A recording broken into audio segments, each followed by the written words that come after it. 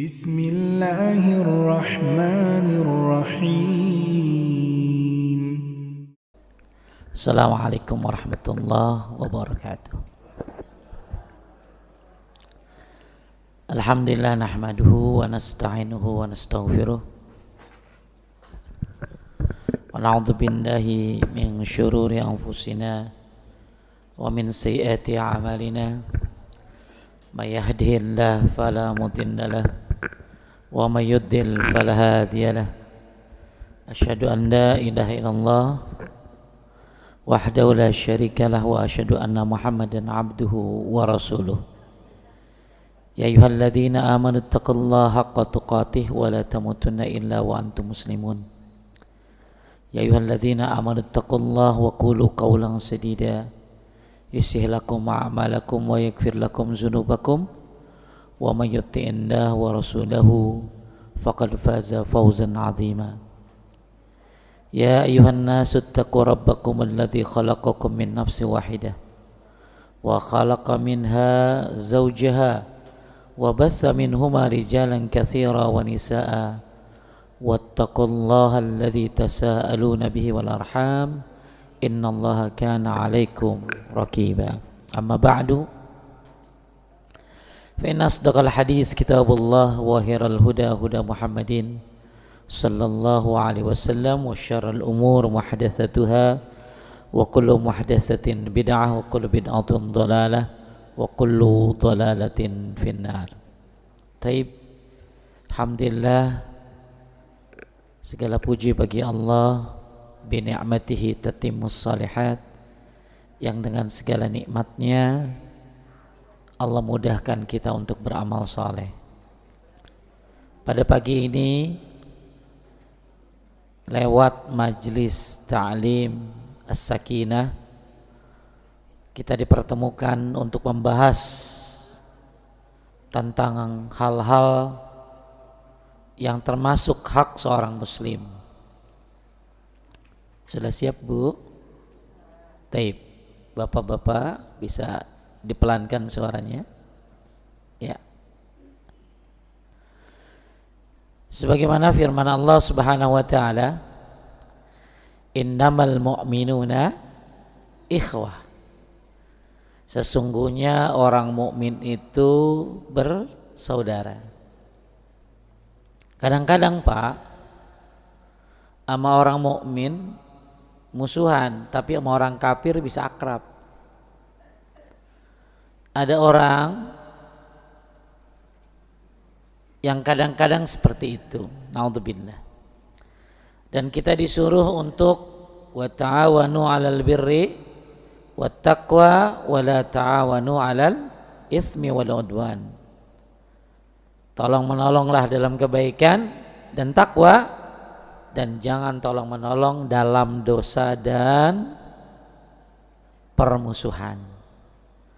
Makanya kita belajar, saya yakin sih ya, udah pada tahu hadis ini ya, tentang hak-hak seorang muslim.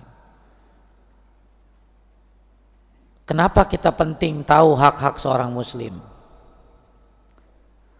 Karena Nabi sallallahu alaihi wasallam mengatakan masalul mu'minin fi tawaddihim, perumpamaan orang beriman itu dalam kasih sayang, wa tarahumihim wa ta'atufihim kama salil jasad. Jadi orang beriman itu harusnya dalam masalah kasih sayang dan peduli, ya, itu pondasinya seperti satu tubuh.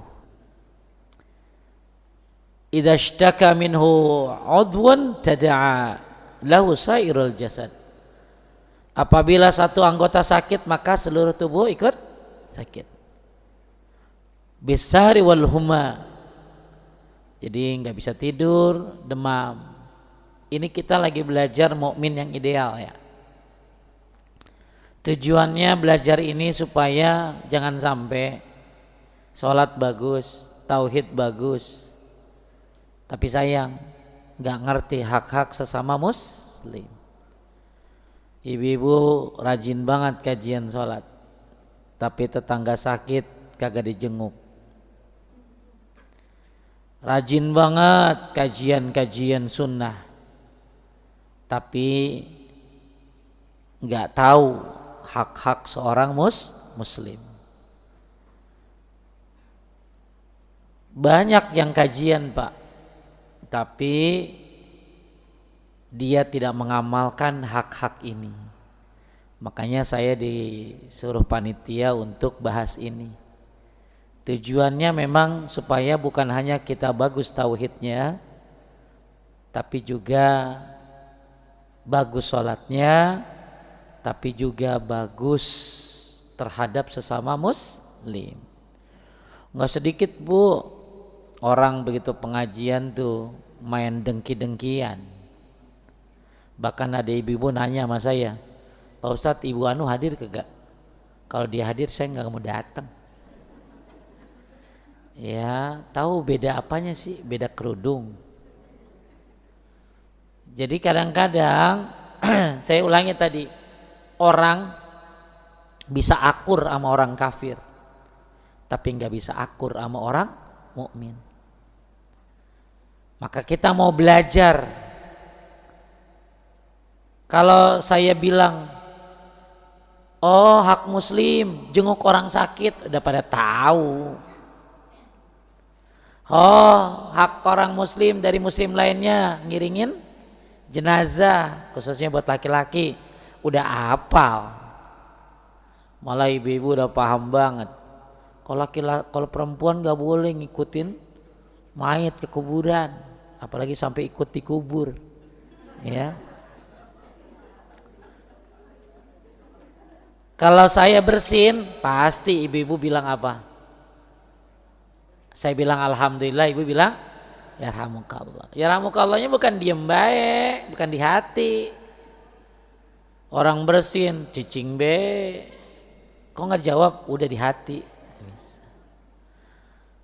Mendoakan, menolong orang lemah, membantu orang yang dizolimi, menyebarkan salam, memenuhi sumpah saudara. Maksudnya yang bersumpah dengan nama Allah. Jadi kalau ada orang bersumpah dengan nama Allah dan memang dia orangnya dipercaya, kita nggak boleh apa? Nggak boleh ragu. Jadi memang riwayatnya ada 3 Pak. Ada 5 hak muslim, ada 6, yang tenar itu 6. Tapi saya temukan justru bukan 6, ini 7. Jadi kalau saya bahas ini udah pada ngerti. Ulangi coba, hak seorang muslim apa tadi? Jenguk orang sakit, ngiringin jenazah, mendoakan orang bersin, menolong orang yang lemah, terus membantu orang yang dizolimi, kemudian menyebarkan salam, terus memenuhi sumpah saudaranya. Ada lagi, ya, memenuhi undangannya. Jadi kalau dikumpulin emang total mungkin hampir 8. Ya. Taib. Itu semuanya mungkin Bapak Ibu sudah jadi kebiasaan. Tapi saya mau bahas sekarang kenapa kita harus tahu hak-hak sesama muslim. Tadi saya sudah sampaikan karena seorang mukmin itu apa tadi? Bersaudara. Kemudian apa lagi Bu? Tadi saya sampaikan kita disuruh tolong menolong dalam kebaikan. Ya, terus perumpamaan kita sama orang mukmin kayak apa tuh? Kayak satu tubuh. Kalau satu luka, maka yang lainnya ikut merasakan. Ada yang demam, mata sampai keluar air mata, ya, sampai akhirnya darah pun keluar. Seperti itulah perumpamaan orang mukmin terhadap mukmin yang lainnya. Kagak ada kan Bu, ibu kepentok pala, pasti mulut ngomong apa? Aduh, mata langsung puyeng, tangan langsung nyari apa? Nyari pegangan.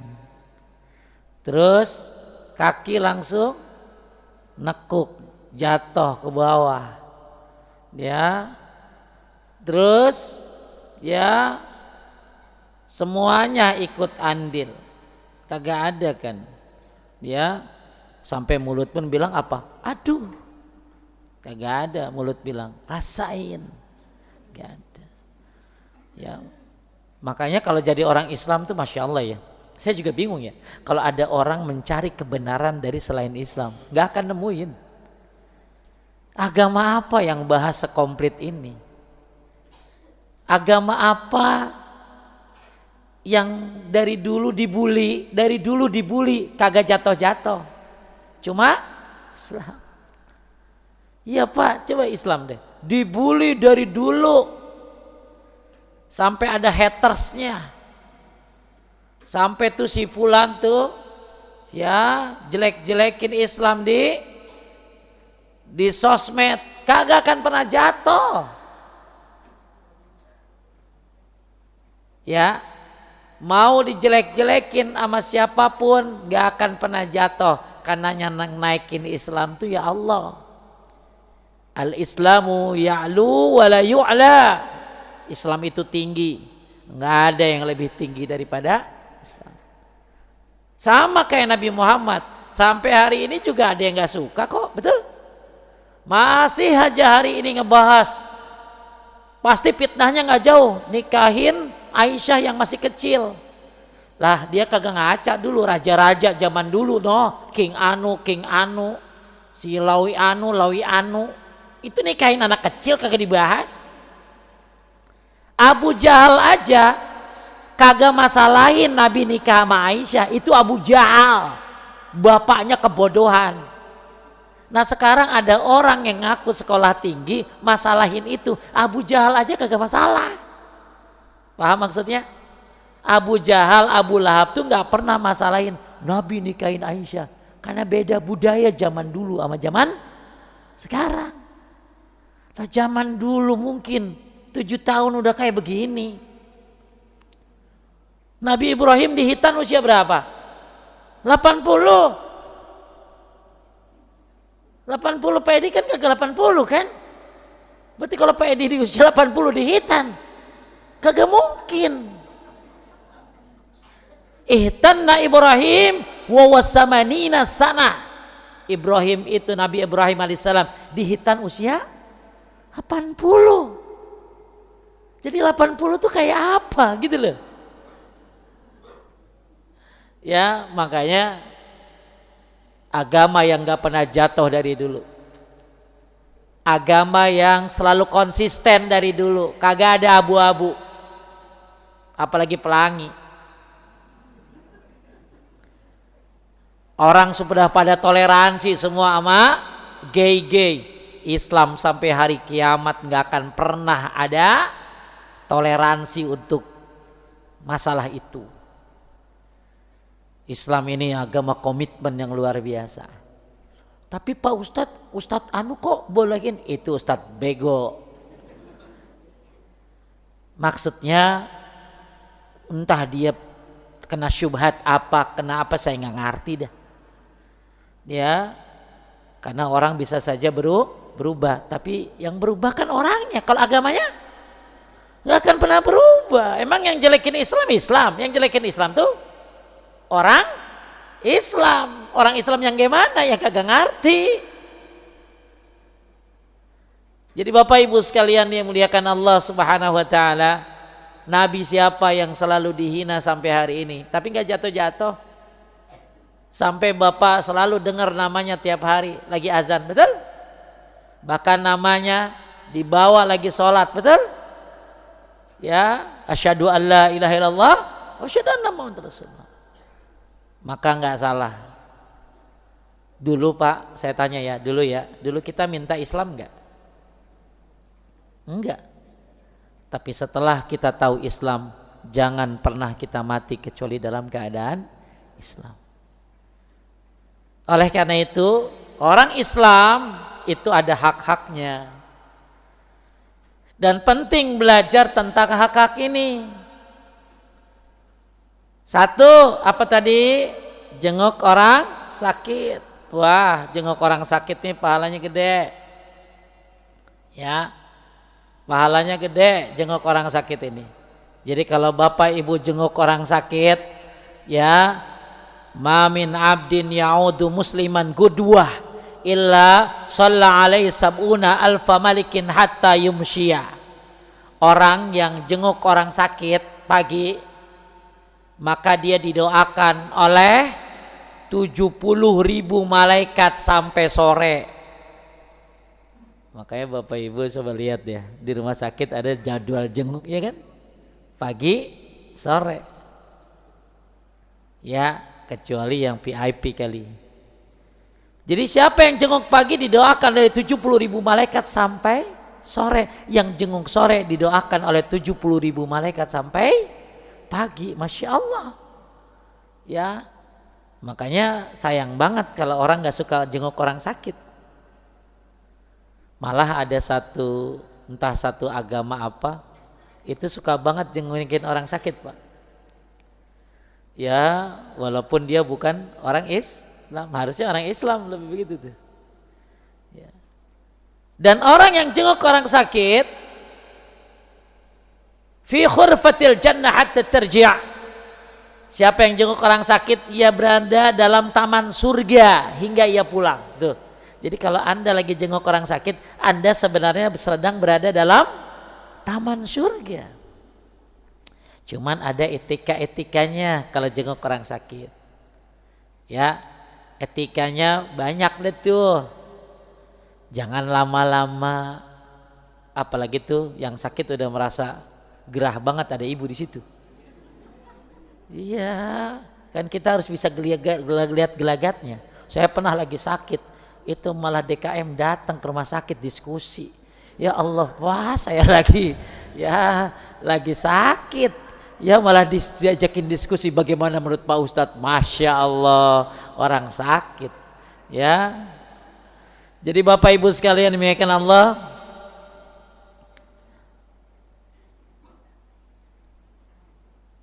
Abu Bakar As-Siddiq radhiyallahu anhu mengatakan, kalau hadis mungkin sering dengar ya, kita jenguk orang sakit itu tadi apa, didoain oleh malaikat. Dua apa tadi? Berada dalam taman-taman surga, ya. Nah, kalau ini kita coba bahas perkataan para salaf, diantaranya Abu Bakar As-Siddiq bilang, ya, hak seorang muslim, haqqu 'alal muslim ay ya'uda akhahul muslim fi maradihi. Hak seorang muslim adalah menjenguk saudaranya muslim saat sakit. Kata Ali bin Abi Thalib, man ada akhul muslim masya fi khirfatil jannah hatta yajlisa fa isa jalasa ghamarathul rahmah. Barang siapa yang menjenguk saudaranya yang muslim yang sakit, ia berada berjalan di kebun-kebun surga sampai dia duduk. Dan ketika ia duduk, ia tenggelam dalam rahmat. Ya, biasanya Bapak Ibu kalau jenguk orang sakit jarang duduk kan? Ya, itu taman surga tuh. Tapi kalau bisa duduk, Masya Allah, dia tenggelam dalam rahmatnya Allah Subhanahu wa ta'ala. Bahkan kata Hasan Al-Basri, hak saudara muslim ketika sakit adalah engkau menjenguknya. Satu, mendoakannya. Dua, maka kita suka bilang apa? Selain syafakallah, selain itu harusnya kita doa as'alullahal azim rabbal arsyil azim ayyashfiyaka 7 kali. As'alullahal azim rabbal arsyil azim ayyashfiyaka. Nggak hafal Pak Ustadz, balik lagi syafakallah. Nggak bisa ngomong Pak Ustadz, pakai stiker. Nggak ada stiker yang sekarang, ya. Yang terakhir kata Hasan Al-Basri, setelah jenguk doain menghiburnya. Bagus dihibur. Sakit apa? Ini kata dokter begini-gini. Oh Masya Allah, mudah-mudahan cepat sehat. Ya Allah, mudah-mudahan diangkat derajat yang ngapusin dosanya. Anti Masya Allah. Itu loh, bukan malah gak tahu nih kata dokter apa. Tapi kemarin tetangga saya juga begitu loh. Terus mati gitu. Ya Allah, itu ya. Ya, Ya, jangan sampai jenguk orang sakit tahu-tahu ya diceritain yang serem-serem. Tetangga saya waktu lagi sakit ternyata tahu nggak, perbannya ada di dalam. Ditakut-takutin. Kan ada yang begitu Pak, cerita-cerita begitu tuh. Taunya guntingnya dokternya ketinggalan di dalam. Ya, lah orang yang habis operasi langsung megang-megang kan. Tiba-tiba dokternya masuk. Ada apa dok? Saya kehilangan HP, di mana ya? Dia langsung megang HP. Jangan-jangan HP-nya di perutnya. Ya, maka disuruh menghiburnya. Ya, menghibur orang yang sedang sakit. Ya. Dan banyak orang suka bercanda. Ingat ya, malaikat itu mengaminkan doa di samping orang sakit. Kadang-kadang suka bercanda. Biasa kayak gini besok mati lu. Nggak boleh. Maka malaikat bilang apa? Amin. Ya, malaikat itu mendoakan doa di samping orang sakit dan salah satunya orang meninggal. Maka kenapa kita doa yang baik-baik aja? Kata Imam Syafi'i, menjenguk orang sakit adalah sunnah. Fa in kana al-marid, jika yang sakit termasuk orang yang lazim haknya, maka sunnah itu semakin ditekankan padanya. Mimman talzamahu hukukuhu ta'akkadatis sunnah fi haqqi. Jadi kalau memang yang sakit ini adalah orang yang memang layak dijenguk, seperti anak teman-teman pengajian, saudara, itu lebih ditekankan lagi. Ya kan gak mungkin juga ibu ke Fatmawati kan, kenal kagak, apa kabar bu, sehat? Bengong juga kan yang itu tuh. Siapa ya? Ya, makanya yang lebih ditekankan lagi, yang kita jenguk itu adalah orang yang memang layak, lazim haknya itu untuk dijenguk. Seperti saudara. Jadi muslim ini kan banyak Pak. Ya, kita jenguk secara acak juga boleh, nggak apa-apa. Cuman lebih layak lagi kalau yang kita jenguk adalah orang yang memang lazim kita kenal. Ya misalnya siapa? Ya di antara bapak-bapak, ya saya pernah. Kadang-kadang kita kalau ada orang yang nggak ada di masjid, itu suka nanyain loh. Bapak Anu kemana ya? Udah lama nggak hadir. Ternyata maaf Pak, saya lihat pagi-pagi dia lagi berjemur pakai kursi roda. Ternyata terus. Berapa bulan kemudian datang lagi ke masjid tapi didorong. Wah, digorongnya pakai orang khusus itu, orangnya yang dorong. Akhirnya berapa lama kemudian gak ada lagi sekarang di masjid. Ternyata masih sakit lagi. Ya Masya Allah Bapak Ibu, kalau ketemu dia saya ya Pak, cepat sehat ya. Ya, itu salah satu tugas kita. Bukan hanya jenguk tapi mendoakan, terus ngapain? Menghiburnya. Malah kata Ibnu Taimiyah, iyadatul marid min a'dhamil qurbati ilallah. Masya Allah Pak, menjenguk orang sakit termasuk ibadah yang paling agung kepada Allah. Catat tuh, kata siapa tadi? Ibnu Taimiyah, menjenguk orang sakit termasuk ibadah mendekatkan diri kepada Allah yang paling agung, a'zamul qurbat ilallah.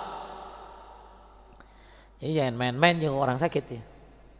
Salah satu cara ibadah yang paling agung di sisi Allah. Ya. Kenapa? Wa fiha tatyibu nafsil marid. Karena di dalamnya terdapat hiburan bagi orang yang sakit. Wa taqwiyatu amlihi fi syifa, dan penguatan harapan untuk sembuh. Jadi orang kalau dijenguk tuh, apalagi sama orang-orang yang dia kenal, dia sayang, ya itu ada penguatan Bu. Mungkin sakitnya berat, ya kansernya udah stadiumnya tinggi, begitu datang yang jenguk jadi kayak ngasih motivasi. Makanya itu bagian daripada apa tadi? ibadah yang agung di sisi Allah Subhanahu wa ta'ala. Ya, itu poin nomor 2. Jadi poin-poin ini banyak sekali. Yang kedua apa? Itba'ul janaiz, mengiringi jenazah. Ya paling bagus tuh takziah begini Pak. Paling bagus tuh ya. 1, takziah dulu. 2, sholatin jenazah. 3, ngiringin jenazahnya. Tapi kalau kita nggak, ibu-ibu kan nggak bisa ngiringin, maka ngiringin matanya jenazahnya, ngerti nggak? Jadi kan ibu-ibu kalau habis nyolatin tuh jenazah dibawa ke mobil, kan ibu-ibu nggak pada ini, iringi kepergiannya dengan matanya.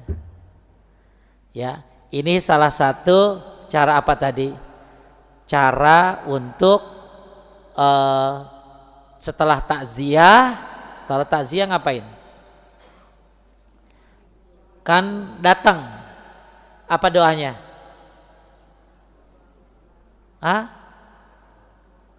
Apa doa kalau takziah Pak? Nah lu, lillahi ma'ahoza, ibu innalillahi, bukan? Ya apa Bu? Allah maghfirlah warahmu mah doain. Ya itu doa buat jenazah, ini doa takziah. Lillahi ma'ahoza walahu ma'ata wa kullu syai'in bi ajali musamma fal tasbir wal tahtasib. Itu doa kalau kita takziah. Banyak kaum muslimin yang enggak hafal. Betul? Ya, bisa dihitung kali yang hafal mah. Orang kalau takziah itu bagus doa. Ya. Terus ya, jadi intinya Bapak Ibu sekalian muliakan Allah, kalau bisa takziah, nggak bisa takziah, nyolatin. Apalagi yang nyolatin orang yang bertauhid kepada Allah, jumlahnya 40 orang. Bahagia deh Pak, Bu, kalau ada orang meninggal disolatin sama 40 orang dan 40 orang itu bertauhid kepada Allah Subhanahu wa ta'ala, maka doa 40 orang tadi jadi syafaat. Makanya Pak, saya bikin pengajian namanya Tauhid Keepers TKP, cuma 40 orang doang. Tujuannya apa? Supaya kalau salah satu nanti di antara mereka, ini 40 orang ini, jadi 41 sama ustadznya, 40 orang ini mewakili 40 orang yang bertauhid kepada Allah Subhanahu wa ta'ala. Makanya namanya Tauhid Keepers. Anak-anak Gen Z. Kalau ibu-ibu kan pengajiannya As-Sakinah. Ya, apalagi Nurul Palah gitu ya. Ini mah anak-anak Gen Z namanya TKP, Tauhid Keepers. Ada lagi saya bikin pengajian baru tuh di Brawijaya namanya Days. Days artinya hari-hari. Ya biar anak-anak muda pada mau datang kali ya. Kalau namanya Al-Maghfirah kayaknya gimana gitu loh. Ya itu yang datang aki-aki biasanya gitu loh. Ya pengajian At-Taubah udah.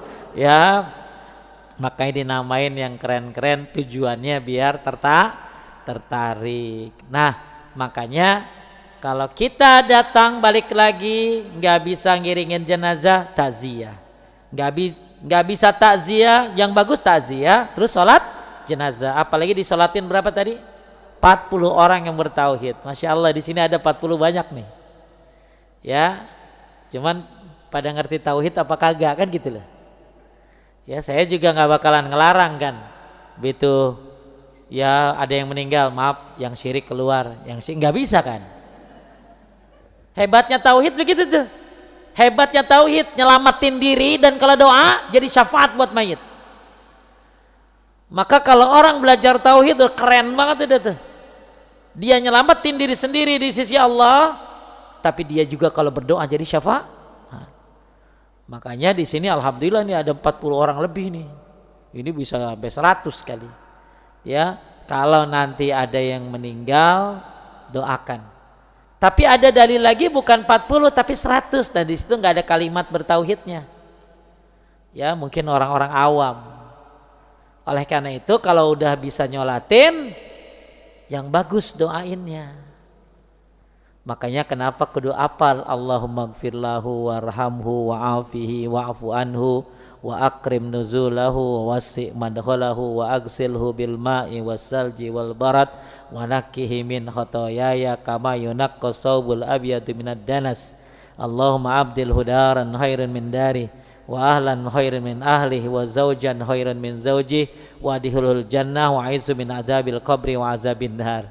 Ya ibu-ibu bolak-balik aja, Allah maghfirlahu warhamhu, Allah maghfirlahu warhamhu, Allah maghfirlahu warhamhu, karena kagak hafal.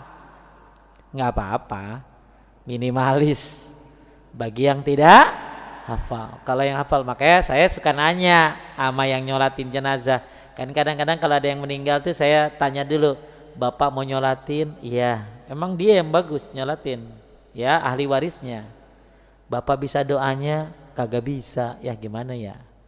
Ya udah, Allahumma firlahu warahmu, bolak-balik dah. Banyak Pak. Ya, salat jenazah itu doanya kagak hafal. Ya. Taib. Terus kalau udah nyolatin ngapain tadi? Ngiringin. Ngiringin ini dua. Kalau bagus yang ngiringin jenazahnya sampai ke kuburan. Kalau ibu-ibu kan nggak bisa. Kalau yang nggak bisa ngapain? Ngiringi kepergiannya. Yang saya baca salah satu pendapat ulama kan tadi sampai jenazahnya pergi.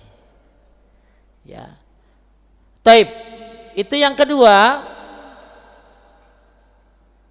Dan pahalanya berapa salat jenazah? Pahala salat jenazah berapa? 1 qiraat. 1 qiraat itu paling kecil seperti 2 gunung yang besar. Misal jabalaini azimaini, kayak gunung yang gede. Makanya salat jenazah itu Masya Allah luar biasa. Ya Pak, gimana sih Pak Ustadz supaya kita disolatin sama orang banyak? Tugas kita cuma 2, beriman dan beramal soleh. Beriman dan beramal soleh. Siapa yang beriman beramal soleh, maka nanti Allah kasih sayang di hati orang kaum muslimin. Ibu meninggal walaupun ibu nggak viral, walaupun ibu orang biasa, ibu rumah tangga, tapi begitu ibu mati yang nyolatin banyak, itulah tanda iman dan amal soleh. Luar biasa ya. Syekh bin Bas waktu meninggal yang nyolatin katanya hampir 2 juta orang. Pada orang buta Bu. Orang buta dari usia 6 tahun. Buta usia 6 tahun. Sampai ada keluarganya ngomong begini, ini anak buta jadi apa nanti? Emang kita nggak ada yang tahu Pak. Ternyata anak buta kecil itu jadi muftinya Saudi Arabia. Bahkan kata muridnya 24 jam teleponnya berdering, dan manusia dari seluruh berbagai dunia pada bertanya minta fatwa dia dan nasihat. Orang buta tuh kagak pernah bikin foto selfie share. Kan ibu-ibu pengen viral tuh. Saya juga aneh viralnya, ada yang aneh, ada yang viral joget-joget. Terus kalau mati yang nyolatin belum tentu followers yang banyak ikut nyolatin. Betul nggak? Followersnya jutaan tapi paling cuma innalillahi ini udah copy paste doang itu. Yang reality datang itu yang benar. Ya, makanya kalau kita nyolatin doain yang khusyuk. Supaya kita juga nanti kalau meninggal didoain yang khusyuk sama orang-orang. Bapak Ibu sekalian muliakan Allah.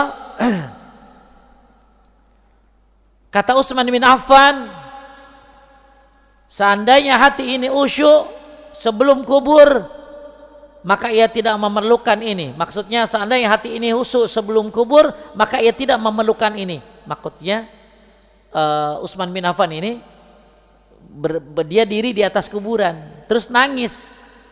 Ya, maksudnya apa? Kalau diri ini benar-benar sudah ibadahnya sudah khusyuk, maka nggak perlu peringatan ini. Maksudnya kuburan itu ya nggak menjadi sebuah hal yang menakutkan. Ibnu Umar radhiyallahu an tidak pernah meninggalkan mengiringi salat jenazah dan dia selalu hadir. Makanya Pak, karena pahalanya berapa tadi? 1 qirat, apalagi yang nganterin 2 qirat. Makanya Ibnu Umar nggak pernah ada mayit kecuali ada dia di situ. Nggak pernah ada jenazah kecuali ada dia di situ. Makanya saya kaget juga waktu mertua saya meninggal, banyak ibu-ibu datang, tahu info dari mana? Ternyata ada grup yang saling info-info dan mereka tahu pahalanya, datang. Saya pribadi kalau lagi sholat jenazah, lagi sholat zuhur, tiba-tiba ada jenazah, kagak pulang tuh. Kesempatan ngapain? Dapat pahala gitu loh. Bahkan pernah saya lagi naik mobil Grab, tiba-tiba ada sholat zuhur, tiba-tiba ada jenazah di bawah. Saya mah langsung mampir. Maksudnya apa? Dapetin pahalanya. Jadi Ibnu Umar tidak pernah ada mayit kecuali dia ada di situ. Kenapa? Karena pahalanya tadi besar banget. 2 gunung yang paling besar. Oleh karena itu, saya pernah nih ya, ada ibu-ibu meninggal. Terus ibu-ibu ada pengajian. Pengajiannya jam 10, beres jam 11-an, setengah 12. Kan harusnya stay dulu Bu. Ini mah pala begitu sholat dulu udah nggak ada ibu-ibu. Nggak mungkin nggak dapat infonya. Kan di masjid-masjid mah Bu suka banyak info, bener nggak? Coba bapak-bapak kalau hari begini nih tiba-tiba Assalamualaikum, pasti bapak udah siapa yang mati nih? Siapa yang iya kan? Kan masjid-masjid itu suka adain apa? Warahmatullahi wabarakatuh. Kan nggak biasanya. Siapa yang mati nih? Siapa nih? Bapak RW kumpul. Oh gitu kan ternyata gotong royong. Bisa saya innalillahi wa inna ilaihi rajiun gitu ya. Makanya kalau kita ngelihat Ibnu Umar yang begitu luar biasa, nggak ada mayit kecuali dia ada di situ. Ya nggak usah bikin grup khusus. PPJ para pencari jenazah nggak usah. Ya bikin grup khusus. Ya, tapi ternyata ada ibu-ibu yang share si anu fulan. Makanya saya dulu pernah berencana gitu. Pokoknya kalau ada yang meninggal, share. Mungkin kita nggak tahu di mana rumahnya dan kita nggak bisa nyolatin, tapi bisa jadi orang yang baca itu ada yang deket. Ini mah berapa kilo datang. Kapan sih kita sholat jenazah di Indonesia coba? Coba Pak, kapan terakhir kali Bapak sholat jenazah? Jumat kemarin, sebulan sekali? Kagak. Bahkan mobil jenazah banyak yang kagak dipakai. Saya pernah Pak lihat mobil jenazah buat ngangkut apa? Buat ngangkut rumput acara kurban. Buat ngasih makan kambing. Karena yang meninggal kan ganti-ganti tempatnya. Apa sih namanya? Random. Lah kalau di Arab, di Mekah Madinah, setiap sholat, makanya saya merasa rugi banget orang yang gak sholat di Masjid Nabawi, Masjidil Haram, bukan hanya pahala sholat jamaah, tapi ada sholat jenazah. Sampai-sampai ada yang nanya, ketika kita pengen sholat wajib, misalnya ibu-ibu datang terlambat ke Masjidil Haram, tiba-tiba mau sholat wajib duhur, tiba-tiba as-salatu 'alal amwat, berarti ada mayit. Lebih baik mana? Sholat jenazah dulu, baru nanti setelah sholat jenazah sholat wajib. Kalau terlambat ya. Kenapa? Karena sholat jenazah kan kudu ada mayitnya. Terus kalau ibu sholat duhur dulu, terus ibu mau sholat jenazah, mayitnya mana? Itu sholat goib namanya. Ya, jadi Ibnu Umar tidak pernah meninggalkan apa tadi? Sholat jenazah. Karena pahalanya besar. Coba ibu-ibu, siapa yang jolatin jenazah bulan ini? Ada? Jarang. Makanya kalau ke Mekah ke Madinah, Masya Allah, ngumpulin pahala sholat jenazah kali 100.000 lagi.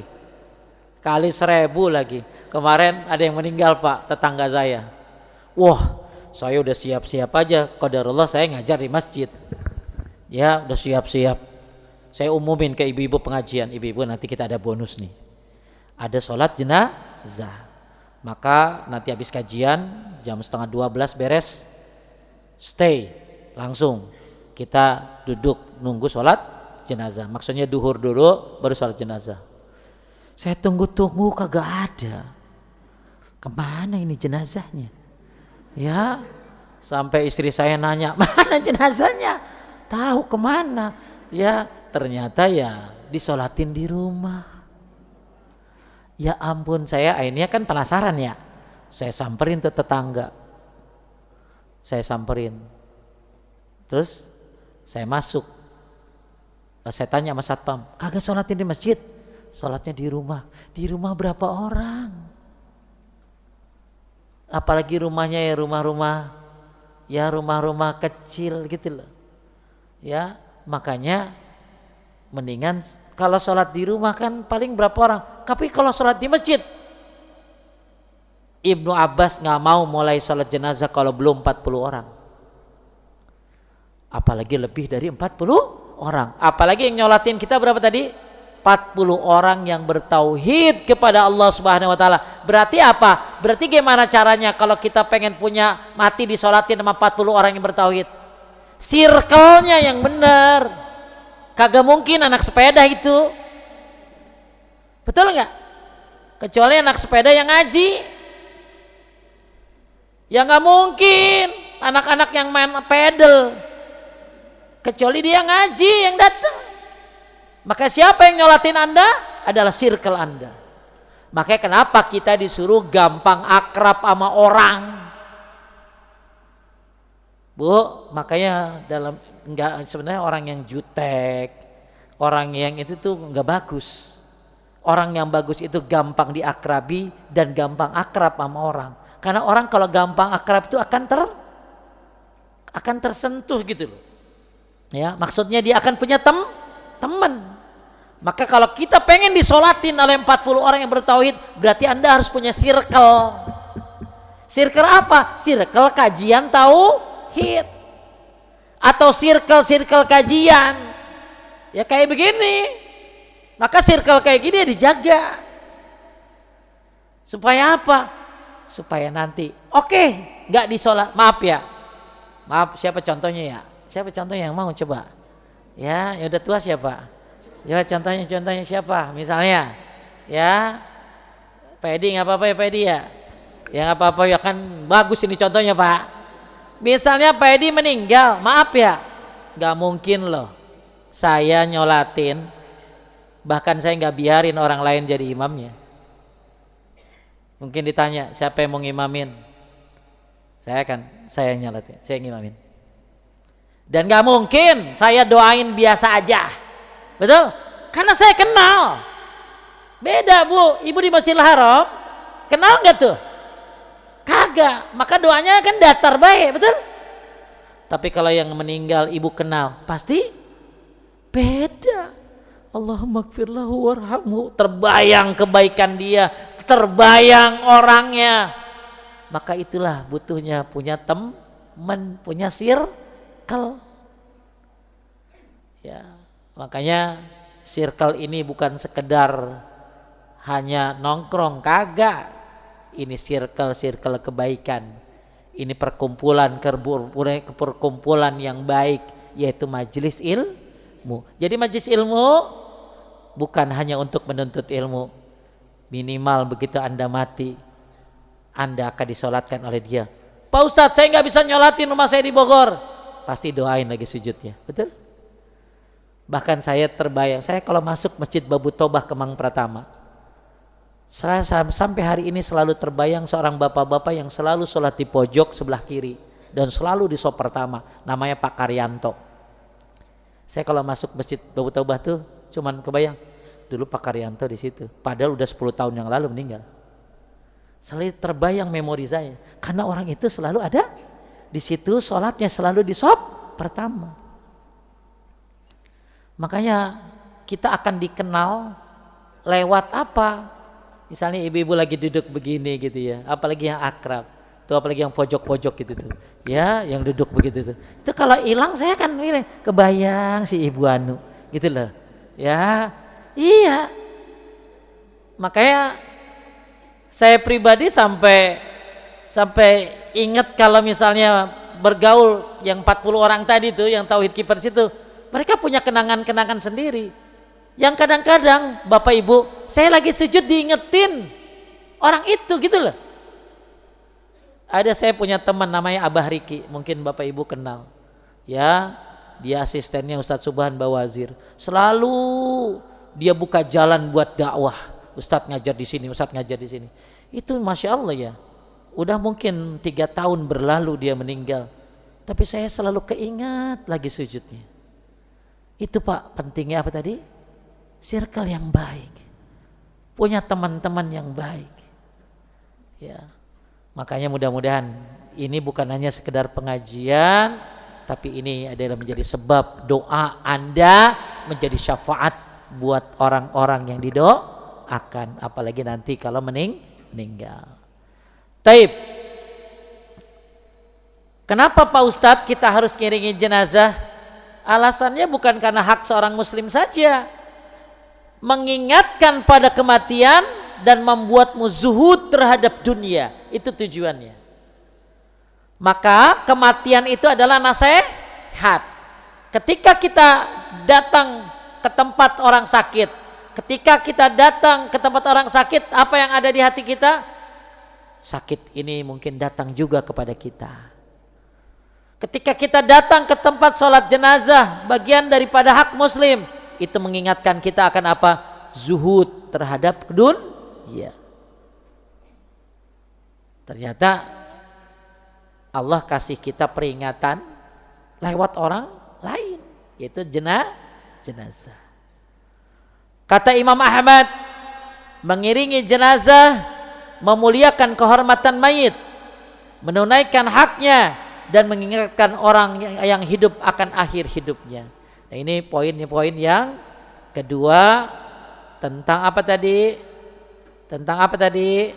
Mengiringi jenazah. Kalau nggak bisa ya takziah. Kalau bisa lagi ya sholat jenazah. Bisa lagi nggak bisa ngiringin ke kuburan, iringi dengan pandangan matanya. Kemudian selanjutnya yang ketiga apa? Mendoakan orang yang bersin. Ya, jadi kalau ada orang bersin nggak ngucapin alhamdulillah, ya nggak usah diucapin. Ya, dan nggak boleh ini diucapkan. Jadi kalau bersin lagi sholat pun termasuk boleh ngucapin alhamdulillah Pak. Tapi yang jawab kagak boleh. Jangan imam alhamdulillah, bapak-bapak yarhamukallah. Terus imam yahdi, nggak boleh. Tapi hanya boleh buat yang bersin. Kenapa? Apabila iza atasya ahadukum falyaqul alhamdulillah. Kan di sini bebas mau lagi sholat kek apa kek. Maka apabila salah seorang di antara kalian bersin, maka ucapkan alhamdulillah. Terus kemudian wal yaqul lahu ahu sahibuhu yarhamukallah. Kita yang dengar bilang apa? Yarhamukallah. Kemudian bilang apa? Yahdikumullah wa yuslih balakum. Itu kalau bersinnya sekali Pak. Tapi kalau haji alhamdulillah yarhamukallah yahdikum haji sampai 4 kali, maka terakhir bilang apa? Syafakallah. Itu sakit berarti. Ya, itu tuh. Ya, saya ulangi. Kalau bersin sekali, alhamdulillah, yarhamukallah, yahdikumullah. Bersin lagi. Begitu 4 kali, alhamdulillah, syafakallah. Semoga Allah menyembuhkan. Alhamdulillah, yarhamukallah, yahdikumullah, syafakallah. Ya, nah itu ada adab-adabnya. Kalau orang bersinnya sampai berkali-kali. Tapi kalau ada orang bersin dia nggak baca, nggak usah di yarhamukallah. Nggak usah kita akhirnya haji, malah teman kita yang alhamdulillah. Haji, Alhamdulillah. Terbalik gitu loh ya. Ya. Taib.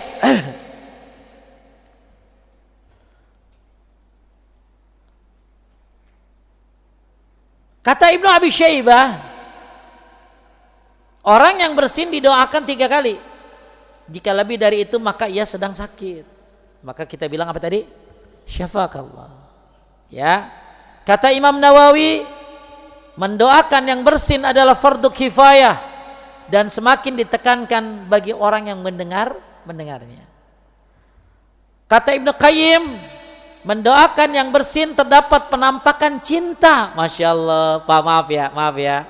Coba bapak-bapak yang suka keluar negeri, Pak Isan, Bu Nana lagi ke Australia, jenguk anak cucu.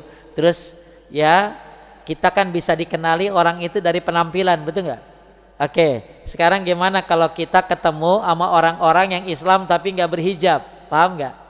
Atau laki-laki lah, Pak Isan ketemu sama orang-orang di Australia, ya nggak tahu kan nih Muslim apa kafir, tapi begitu tesnya gampang Pak Isan, bersin. Haji, Pak Isan bilang alhamdulillah. Tiba-tiba ada yang bilang yarhamukallah, pasti Pak Isan bilang iya, my brother. Iya, nggak ada orang non Muslim jawab yarhamu kalau nggak ada. Maka ada konten bagus banget, gimana cara menemukan seorang Muslim di tempat keramaian. Simple. Haji, tapi jangan hajinya jangan sengaja ya. Ya emang benar-benar haji, ya haji. Alhamdulillah, pasti Muslim. Udah ngerti orang-orang bule yang ngaji, pasti bilang yarhamukallah. Pak Isan lihat, yahdikumullah. Sialah, ya yahdikumullah. Maksudnya, oh ternyata ada orang Muslim. Karena orang Muslim itu pasti udah apa ya namanya? Udah otomatis kalau dengar orang bersin yang ngucapin alhamdulillah pasti bilang yarhamukallah. Kagak ada orang non Muslim yarhamukallah, nggak ada. Kalau orang Muslim ngucapin assalamualaikum banyak, betul nggak? Tapi kita jawabnya kan kita jawabnya apa? Assalamualaikum, waalaikum. Ya, terus dia nanya, kok nggak waalaikumsalam? Jatah lu segitu. Iya, jatah dia cuman waalaikum. Ya kan banyak ibu-ibu kalau belanja ke Mestik sono dah, ke toko-toko buahan, orang-orang non Muslim ada kan, assalamualaikum Bu Haji, assalamualaikum. Ya ibu jawab waalaikum. Ya kok waalaikumsalam Bu Haji? Jatah bapak segitu gitu ya. Ya. Kalau pengen lebih masuk Islam itu ya. Taib. Jadi kata Ibnu Qayyim, orang yang bersin ya mendoakan yang bersin ini menampakkan cinta dan ikatan di antara kaum muslimin, dan ini termasuk sebab tumbuhnya rasa cinta. Masya Allah ya. Ya jangankan masalah tolong menolong, bersin aja kita jawab, berarti itu tanda apa tadi? Tanda cinta seorang muslim. Makanya jangan malu-malu Pak, kalau ada orang bersin jawab, walaupun Bapak nggak kenal, apalagi dia bersinnya kenceng, ya. Tapi kalau dia ngucapin alhamdulillah, kalau dia nggak ngucapin, ya kita nggak jawab, ya. Dan itu tanda apa tadi? Tanda cinta. Kemudian nasrud dhaif, yang keempat, hak seorang muslim adalah menolong yang lemah, ya. Menolong yang lemah.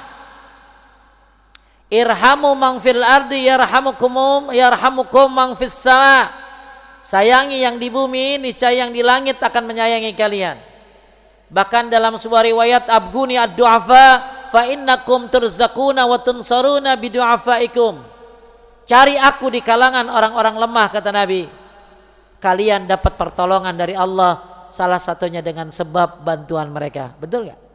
Coba ibu-ibu, bapak-bapak, kalau nggak ada pembantu gimana? Ya, kalau nggak ada tukang sampah gimana? Coba, maka kita disuruh berbuat baik sama orang-orang lemah karena kita ditolong dengan sebab salah satunya bantuan mereka. Bidu'afaikum. Coba kehidupan kita, bapak-bapak yang sibuk sana sini, harus ada supir, betul? Maka disuruh kita berbuat baik. Yang ibu-ibu yang luar biasa, rumahnya gede, ya siapa? Emang bisa ibu-ibu ngepel? Apalagi usia udah kayak begini, ya. Baru berapa meter udah diurut. Iya, nyuruh ibu-ibu tuh unik ya. Kalau habis diurut pasti habis ngepel ya, gitu ya. Ya. Jadi Bapak Ibu sekalian muliakan Allah, poin yang keberapa, Bu? Keempat, yaitu menolong orang lemah. Menolong orang lemah adalah salah satu sebab kita mendapatkan kasih sayang yang ada di langit, yaitu Allah Subhanahu wa taala. Dan menolong orang lemah itu sebab apa? Sebab kita diberikan pertolongan dan rizki karena bantuan mereka. Alhamdulillah dakwah saya jadi mudah. Ya kalau kagak Pak, Masya Allah capek banget. Ya jam ini kudu kesini, belum macetnya. Dulu saya sering tuh nyupir sambil tidur. Astagfirullahaladzim, astagfirullahaladzim, gitu ya. Karena saking capeknya. Ya, maka alhamdulillah ada supir, ada yang bantuin dan lain sebagainya. Makanya kita ditolong dengan sebab bantuan mereka. Termasuk ibu-ibu yang punya pembantu dan lain sebagainya. Kemudian kata Umar bin Khattab, tolonglah yang lemah, niscaya engkau ditolong. Bantulah yang dizolimi, niscaya engkau dibantu. Sayangilah yang kecil, niscaya yang besar menyayangimu. Jadi salah satu ibu sebab ditolong oleh Allah, tolonglah yang lemah, niscaya kita akan ditolong. Maaf ya kalau bapak-bapak, ibu-ibu banyak berbuat baik sama orang yang lemah. Ya kadang-kadang satpam kita ya dia, betul nggak? Satpam kita adalah tetangga. Kalau kita orang baik, maka kayaknya nggak butuh satpam kali, karena ternyata tetangga-tetangga ini yang akan menjaga. Itu tadi Pak ada orang lewat depan, siapa ya? Ya saya punya tetangga, Pak Ustadz tadi malam ini, oh iya itu gitu. Jadi Masya Allah ketika kita menjadi orang-orang yang baik sama tetangga, apalagi sama orang-orang lemah, mungkin kita akan mendapatkan pertolongan. Makanya Bapak Ibu sekalian muliakan Allah, kata Fudail bin Iyad, innallaha la yadfa'ul bala 'anil 'abdi bi rahmatihi lid-du'afa. Oh ini keren nih. Allah Subhanahu wa taala menolak musibah dari seorang hamba karena kasih sayangnya kepada orang lemah. Jadi kalau kita berkasih sayang kepada orang lemah, suka bantuin, maka itu sebab ditolaknya musibah. Jadi musibah itu bisa kita hindari dengan doa, dengan sedekah, termasuk menolong du'afa, menolong orang-orang yang memang layak mendapatkan pertolongan. Kemudian yang selanjutnya, aunul madlum, poin kelima ya Bu ya. Membantu yang dizolimi. Ini Pak maaf ya, saya bingung ya. Berapa hari yang lalu saya lihat seorang bapak kalah slot di konten. Tapi emang konten ini nyata. Jadi ada orang tetangganya entah siapa ngelihat seorang bapak yang kalah judi, akhirnya melampiaskan amarahnya kepada anak kecil usia 3 tahunan. Itu anak kecilnya sampai jagain pipinya dia sambil tiduran gitu. Diinjak pipinya, ditendang. Yang jadi masalah, kenapa dia harus butuh waktu lama untuk nolong? Paham gak? Dan orang sekarang begitu Bu. Ya diviralin dulu, nunggu view yang banyak, nunggu like, ya nunggu orang ini baru dia bergerak. Padahal mungkin dia videoin sebentar, tinggal lapor RT RW, gerbek itu rumah. Kasihan banget, sampai kita tuh gemes gitu loh sama yang videoin. Ya ada orang mau bunuh diri, guys, lihat nih orang mau bunuh diri guys. Dia jatuh guys, lu astagfirullahaladzim. Kan sekarang begitu. Ada orang kecelakaan, divideoin. Ada orang kebakaran, divideoin. Ya kalau divideoin tujuannya untuk kasih tahu damkar dan lain sebagainya, ya bolehlah. Tapi ternyata untuk ngisi konten dia doang. Ini ternyata sekarang udah begini modelnya. Ya, wa'adul madlum, maaf ya. Coba sekarang ada yang dibegal. Terus bapak yang ngelihat, semuanya adalah urusan masing-masing. Iya kan? Kecuali orang itu punya bela diri, ya, maka sebenarnya kan bisa tolong menolong gitu. Oh, ibu-ibu yang keren mah, karena suaranya tadi, tinggal teriak, langsung datang semuanya orang. Ya, jadi kita disuruh untuk membantu orang yang dizolimi, kata Nabi Sallallahu Alaihi Wasallam. Maka kata Nabi, tolonglah saudaramu baik ia berbuat zolim atau dizolimi. Sahabat bertanya, kami paham menolong orang yang dizolimi, bagaimana menolong orang yang zolim? Coba, orang yang zolim aja kudu ditolong. Gimana caranya? Ta'khuz fawqa yadaih, dengan mencegahnya berbuat kezoliman. Itu nolong orang zolim itu begitu Pak. Kalau menolong orang yang dizolimin, ya kita bantuin. Kalau menolong yang zolim, kita cegah dia berbuat kezoliman. Jadi ibu-ibu, ya, bapak-bapak, khususnya anak-anak muda, jangan nolong orang nungguin video viral. Kalau memang kita bisa bantu. Buat apa viral-viral akhirnya dia celaka? Kasihan. Ya, dan ternyata orang yang orang yang membantu orang yang dizolimi, ini termasuk hak seorang apa tadi? Muslim, ya. Kemudian kata Sufyan Ats-Tsauri, man a'ana 'alal madlum, siapa yang membantu orang yang dizolimi, walau bisyatri kalimatin, meski hanya dengan separuh kata. Misalnya Bapak Ibu ada orang dizolimi, lalu kita bilang apa? Jangan Pak, kasihan Pak, ya. Maka kata Sufyan Ats-Tsauri, kataballahu lahu biha hasanatan yaumal qiyamah, Allah mencatat baginya satu kebaikan pada hari kiamat. Walaupun kita cuma ngapain tadi? Dengan separuh kata doang. Udah bu, gitu loh. Ya. Ngelihat anak-anak muda lagi berantem, udah. Wah, kalau bapak-bapak yang berhentiin bisa jadi berantem. Kalau ibu-ibu nggak ada yang urusan nggak beres. Ya, tinggal ibu-ibu teriak, ya, tinggal bawa sapu lidi, selesai urusan. Ya, kalau ibu-ibu udah turun tangan udah beres. Ya, makanya saya pernah lihat, maaf ya Pak, satpam itu suka gagal sholat. Benar nggak? Satpam suka nggak sholat Jumat. Ya kalau sholat harian mungkin dia bisa sendiri ya. Kalau sholat Jumatan harus ke masjid. Makanya saya bilang sama ibu-ibu, coba ibu pegang sebentar satpam. Benar nggak? Berapa jam sih? Coba Bu Nana bikin koordinir. Kita yang jaga biar pada sholat tuh satpam. Insya Allah maling ngelihat ibu-ibu udah panjang-panjang jilbab begitu udah, oh males kita gitu. Ya.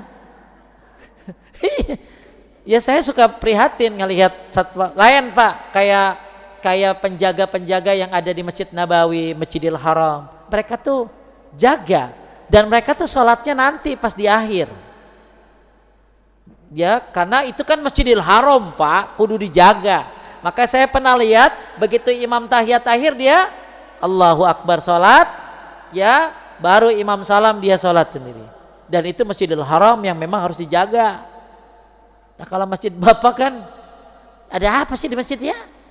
Ya, karpet juga dibuluk, siapa yang mengambil? Ya. Tapi intinya kita lagi berbicara apa? Ya jangan sampai ternyata ada orang-orang yang nggak sholat. Makanya saya suka bilang, coba Bu RT handle tuh. Jadi ibu-ibu aja. Makanya pernah deh, ya ada satpam perempuan.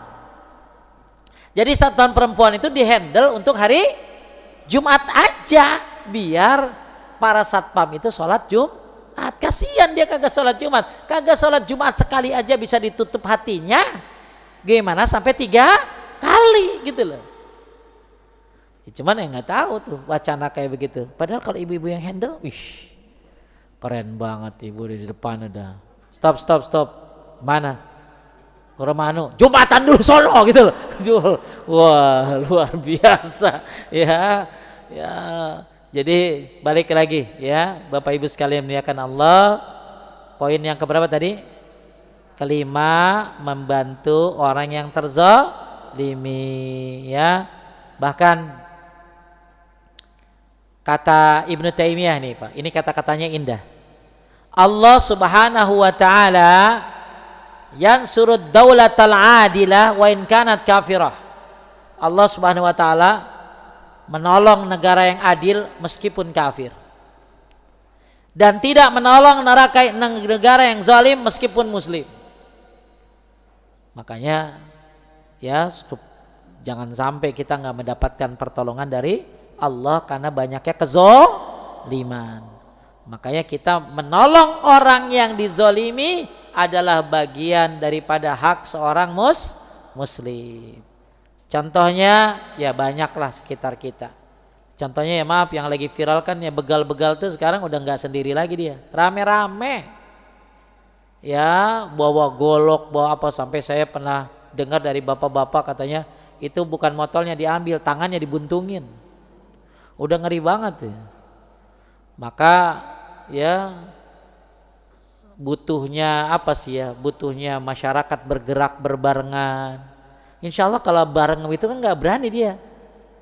Ya ingat kejadian di mana tuh di Bekasi waktu lagi rame-rame yang penjarahan ya. Kan belum lama tuh yang rumah artis dijarah dan lain sebagainya. Itu satu klaster turun di depan pada megang golok apa ya, kagak berani. Apa sih yang orang-orang yang nggak bertanggung jawab masuk karena semuanya ya ikut andil untuk menjaga. Ya makanya kita penting lagi membahas masalah ini bahwa jangan sampai akhirnya kita membiarkan orang terzolimi. Taib. Kemudian yang keenam, menyebarkan salam. Menyebarkan salam, ya, maka salam itu khairuha huma alladzi yabda'u bis salam. Yang terbaik di antara keduanya adalah memulai salam, dan jangan biasain salam diringkas-ringkas. Kan dulu ya ASER apa itu dia. Ya, sekarang mah ada stiker assalamualaikum, jawabannya juga ada waalaikumsalam. Masya Allah ya Bapak Ibu, ya ngucapin salam itu sunnah tapi jawabnya wajib. Maka siapa yang bilang assalamualaikum pahalanya 10, waalaikumsalam pahalanya, assalamualaikum warahmatullahi 20, assalamualaikum warahmatullahi wabarakatuh 30. Ya, jadi ngucapin salam adalah tanda cinta. Malah disebutkan dalam sebuah riwayat ya, di antara sebab-sebab mujibatil maghfirah, sebab-sebab diampuni dosa adalah bazlas salam, menyebarkan salam. Maka nyebarin salam itu ngapusin assalamualaikum, assalamualaikum. Ya. Kemudian Nabi SAW juga menyuruh absus salam wa atimut tu'am. Nabi juga nyuruh untuk nyebarin salam. Dan salam apa artinya? Salam, assalam itu nama Allah loh Pak. Assalam kayak Allahumma antas salam wa minkas salam tabarak tayazal jalali wal ikram. Assalam itu nama Allah. Assalam artinya keselamatan. Makanya kata Ibnu Abbas, salam adalah nama-nama Allah Subhanahu wa taala yang diletakkan di bumi. Jadi nama Allah yang diletakkan di bumi, maka fabsuhu bainakum, sebarkanlah di antara kalian. Jadi Bapak kalau lagi baca assalamualaikum, berarti Bapak lagi menyebarkan nama Allah yang kata Ibnu Abbas, nama Allah ini, assalam ini diletakkan di bumi, maka sebarkanlah di antara kalian. Banyak orang ngucapin salam tapi nggak pernah dalam membahasannya, nggak pernah paham kalau assalam ini ternyata salah satu nama Allah Subhanahu wa taala yang apa tadi? Diletakkan di bumi, kata Ibnu Abbas, maka sebarkanlah salam. Bahkan kata Umar bin Abdul Aziz, menyebarkan salam mewajibkan cinta. Kenapa Anda nyebarin salam? Cinta. Dan cinta mewajibkan tujibun nasrah. Cinta menyebabkan pertolongan. Wan nasrah tujibul izzah, dan pertolongan mewajibkan kemuliaan. Jadi gara-gara salam Anda ditolong. Setelah ditolong Anda dimuliakan. Maka Imam Syafi'i rahimahullah mengatakan salamut tatawwu'. Salam itu adalah sunnah, sedangkan membalasnya adalah wajib. Dan salam adalah penghormatan, syiar ahli Islam dan penghormatan. Nah ini dia Bu. Salam kata Ibnu Qayyim, tahiyata ahlil jannah fidaris salam. Jadi salam itu bukan hanya syiar, tapi penghormatan ahli surga di Darussalam. Darussalam itu mana? Surga. Jadi ada, makanya ibu bapak kalau lihat apa? Lihat Ka'bah, doanya apa? Allahumma anta salam wa minka salam, fahaina rabbana bissalam. Ya. Jadi penghormatan ahli surga di Darussalam. Maka nanti di surga kita akan mengucapkan assalamualaikum, ya. Taib. Kemudian yang ketujuh, ibrazul muqsim. Hak seorang muslim adalah memenuhi sumpah saudaranya.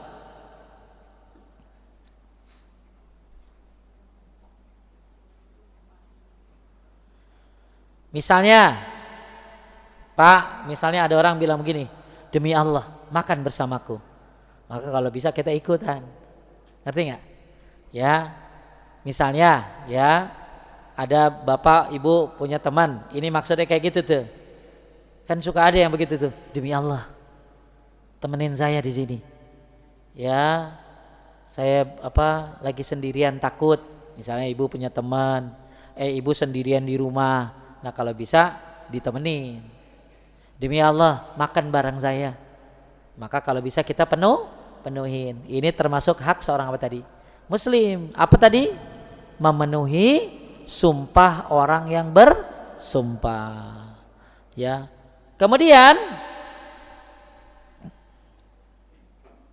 bahkan kata Abu Bakar radhiyallahu an, demi Allah kata beliau, la ahnasa yamina akhil muslim, aku tidak akan membuat sumpah saudaraku yang muslim tidak terpenuhi selama di dalamnya tidak ada kemaksiatan. Jadi kalau ada orang bilang, demi Allah kasih saya solusi, maka kita bantu.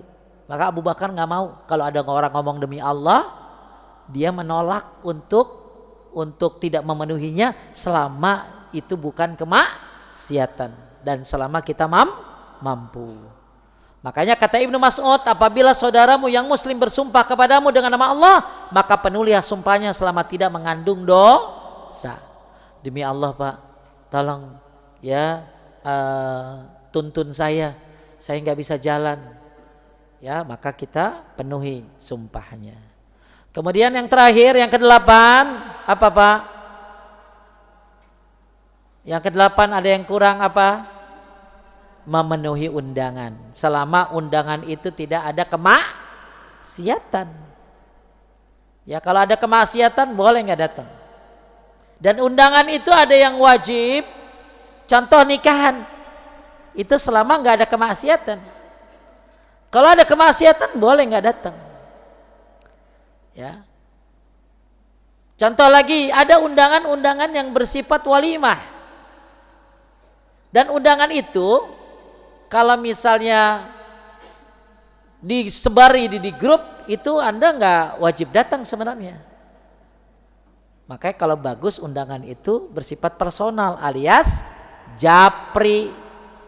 Kan sekarang undangan kagak laku lagi Pak, pakai undangan-undangan begitu. Semuanya pakai PDF.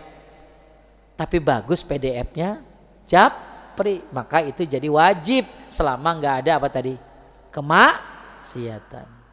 Tapi kalau undangan-undangan pernikahan yang wajib tuh Tapi kalau undangan-undangan yang misalnya selamatan rumah itu disebut an-nakiah. Kalau di mazhab Syafi'i itu, maka Anda boleh datang, boleh tidak. Ya. Tapi kalau diundang secara personal, maka lebih bagus datang. Selama enggak ada apa tadi? Kemaksiatan. Ternyata di acaranya karaoke bersama, Anda boleh enggak datang. Ya. Taib, Bapak Ibu sekalian dimuliakan Allah, inilah hak-hak seorang muslim yang harus kita ketahui. Dan apa tujuannya? Ini ringkas aja ya. Ringkas aja. Kenapa penting tahu? Kalau tadi kan apa itu hak-hak muslim. Nah sekarang di waktu terakhir ini saya mengasih tahu kenapa pentingnya tahu hak-hak muslim. Kalau tadi kan hak muslim itu apa saja? Ulangi. 1, jenguk orang sakit. 2, ngiringi jenazah. 3, mendoakan orang bersin. 4, menolong orang yang lemah. 5, menolong apa? Ya, membantu orang yang dizolimi. 6, oke, nyebarin salam. 7, memenuhi sumpah. Ke-8, menerima memenuhi undangan. Nah sekarang kenapa kita harus tahu itu? Sebabnya adalah, tulis Bu, sebab kita harus tahu hak muslim. 1, karena itu adalah tanda iman yang sempurna. Jadi tanda iman yang sempurna itu tahu hak-hak muslim. Insya Allah ibu-ibu yang tadi sudah saya bahas tuh udah banyak sering dengar. Tapi mungkin sekarang yang mau saya bahas agak beda. Kenapa kita harus tahu yang 8 tadi? Salah satunya apa tadi? Tanda iman yang sempurna. Kita kan pengen ya iman kita sempurna. 2, karena meninggalkannya adalah sebab fitnah.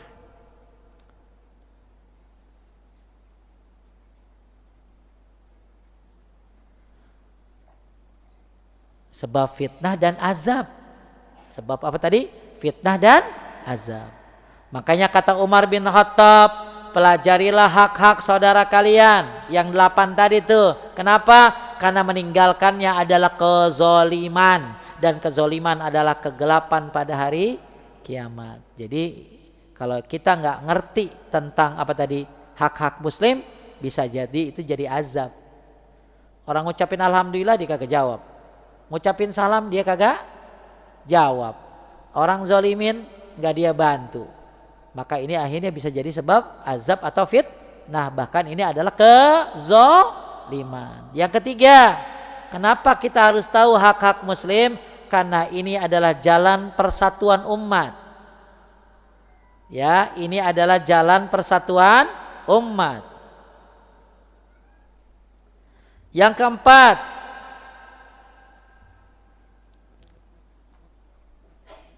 ini yang paling takut Bu.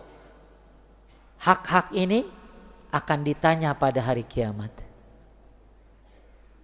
Kenapa kita harus tahu hak-hak muslim? Karena ini akan diapain tadi? Ditanya pada hari kiamat. Ya. Makanya kata Imam Ahmad, siapa yang menyia-nyiakan hak saudaranya yang muslim, maka hendaklah ia bersiap di mana ia akan dituntut atas setiap hak yang dia sia-siakan. Takut Pak, kalau kita nanti diapain di akhirat? Dituntut. Ya, apalagi karena apa tadi? Nggak menjawab salam. Terus ngapain tadi? Nggak nolongin. Ya, makanya ya Allah Subhanahu wa taala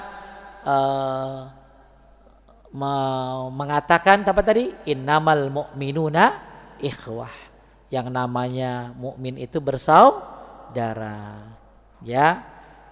Bayangin nanti di hari kiamat disebutkan sungguh hak pasti akan ditunaikan kepada pemiliknya dari hari kiamat. Sampai-sampai apa Bu? Kambing yang bertanduk akan mendapatkan kisos dari kambing yang tidak bertanduk. Ngerti enggak? Jadi ada kambing nyeruduk kambing lain. maka nanti yang nyeruduk ini akan dikisos. Makanya binatang aja akan dikisos bagaimana manusia. Makanya kenapa kita harus tahu hak-hak ini? Takut ini menjadi apa tadi Bu? Ditanya pada hari kiamat, ya. Dan yang kelima, kenapa kita harus tahu hak-hak ini? Ini adalah sebab mendapatkan pertolongan Allah Subhanahu wa taala. Apa kata Nabi Pak?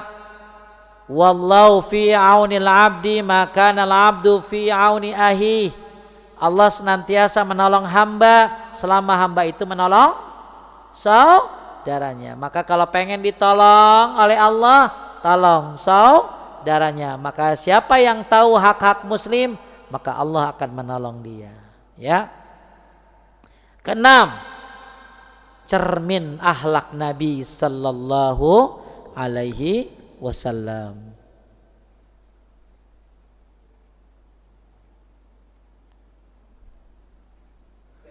Ini bagus banget kata Ibnu Qayyim, dengerin. Nabi sallallahu alaihi wasallam adalah manusia yang paling sempurna, betul nggak? Paling sempurna menunaikan hak-hak saudaranya. Dan yang paling semangat mengetahuinya, itu Nabi Pak. Nabi itu paling sempurna menunaikan hak-hak saudara dan paling semangat mengetahuinya. Maka barang siapa yang ingin meneladani Nabi Muhammad SAW, hendaklah mempelajari dan menunaikan hak-hak tadi. Makanya berarti kalau ibu jalanin hak muslim, berarti ibu sedang meneladani siapa? Meneladani Nabi Muhammad Sallallahu Alaihi Wasallam. Yang ketujuh, melalaikannya merusak ukhuwah Islamiyah. Jadi kalau orang nggak ngerti apa hak-hak muslim, berarti dia akan merusak ukhuwah. Yang kesembilan, jalan menuju surganya Allah Subhanahu wa taala. Makanya kata Fudail bin Iyad, siapa yang menginginkan masuk surga, hendaklah mempelajari hak-hak saudara muslim dan menunaikannya, karena surga dibangun di atas cinta dan persaudaraan. Jadi kalau ibu penuhi yang berapa tadi? 8 tadi, maka ini adalah jalan ibu menuju surga. Karena ingat, surga dibangun di atas cinta dan persaudaraan. Ini kata siapa? Fudail bin Iyad. Fa innal jannah mabniyah 'alal mahabbah wal ukhwah. Yang namanya surga dibangun di atas apa tadi? Cinta dan persaudaraan. Makanya dengan menjalankan yang 8 tadi, semoga ini jadi apa tadi? Jalan menuju surganya Allah Subhanahu wa ta'ala. Dah. Ada yang mau nanya sampai sini? Silakan.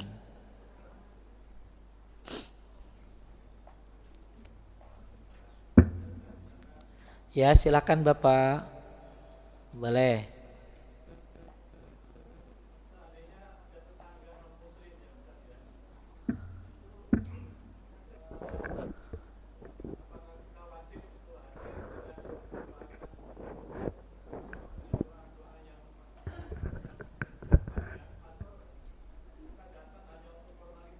Taib. Jadi kalau ada saudara, kalau ada tetangga dan muslim meninggal dunia, kita boleh ngucapin innalillahi wa inna ilaihi rajiun, karena semuanya punya Allah. Tapi kita nggak boleh bilang Allahumma gfir lahu warhamhu, karena dia bukan seorang muslim. Ya, tapi kalau takziah bagaimana Pak Ustadz? Khilaf ulama, berbeda pendapat. Kalau ternyata bapak kalau nggak ke situ bakalan jadi tekanan. Islam akan dianggapnya nanti, wah bapak itu mah wah ini begini, maka Anda boleh datang. Apalagi datangnya menampakkan syiar Islam. Misalnya datangnya untuk menampakkan syiar Islam.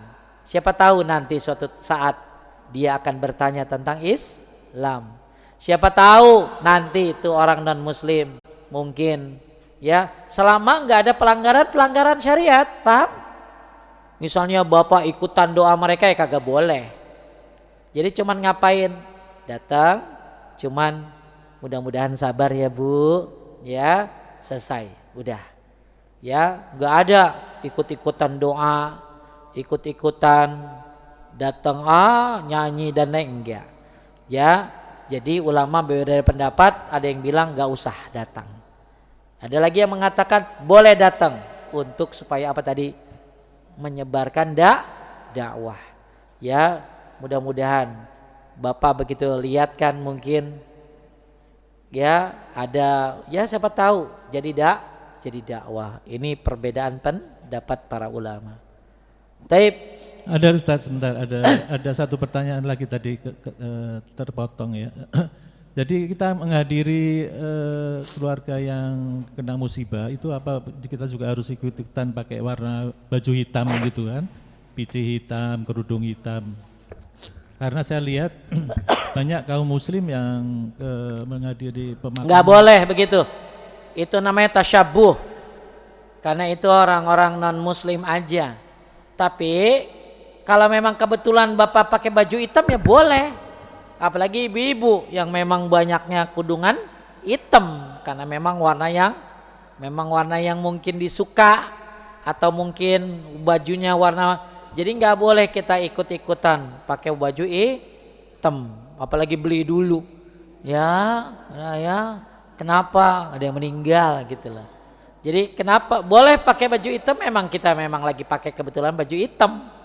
Jadi nggak ada orang meninggal datengin ziarah, takziah harus pakai baju hitam. Yang penting pakai baju, ya. Yang penting menutup aurat, tidak nampak, itu ya Pak. Ya, ada lagi? Ya Pak.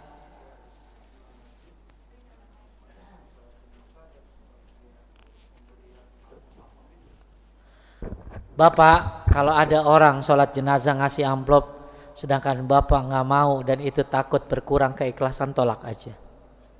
Ini kebiasaan yang buruk Pak sebenarnya. Ya, orang sholat dikasih amplop. Jadi kalau Bapak datang ke situ kan pengen sholat, ya. Tapi kalau memang Bapak sholat yang ikhlas nggak ngarepin itu, mendingan nggak usah diterima amplopnya. Karena itu kan nyusahin orang Pak. Udah jatuh ketiban tangga, terus embernya juga jatuh, ya. Kemudian kesetrum, kasihan. Di kita itu udah kena musibah ditambah sampai pada berat ngutang-ngutang Pak. Ya, ngapain minjem buat acara ini, acara itu ya Allah. Ya, jadi kalau kita lagi salat, misalnya salat jenazah, kita ikhlas, nggak usah terima. Paling isinya berapa Pak? 5.000. Ya, 5 juta Bapak mikir. Ya, kalau 5.000 jadi digerus keikhlasan kita, nggak ada. Ya, mau dikasih, karena itu pahala yang besar, rugi banget. Pahala gede, 1 kirot. 2 gunung paling besar diganti sama 5.000. Ganti Promax yang 1 terabyte aja, Promax 17 kagak diambil, apalagi cuman segitu. Ya, ada lagi Ibu? Ya, waalaikumsalam warahmatullahi wabarakatuh.